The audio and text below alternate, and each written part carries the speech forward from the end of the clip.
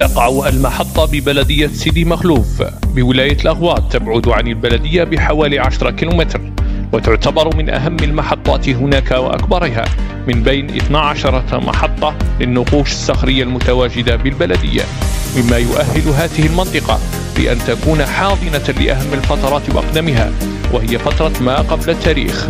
يقال أنها اكتشفت من طرف البابا فيلاري ما بين سنة 1965 إلى 1964.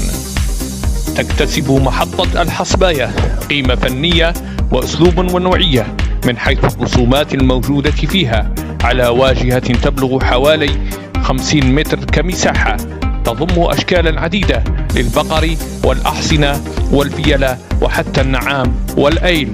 تمتاز بأسلوبها الطبيعي الذي تعود للمرحلة البقريات، تؤرخ من حوالي 7000 سنة إلى 10,000 سنة قبل الميلاد، مما أهلها لأن صنفت وطنيا في الأول من فبراير سنة 1982، ونطمح لأن تصنف ضمن التراث العالمي الإنساني.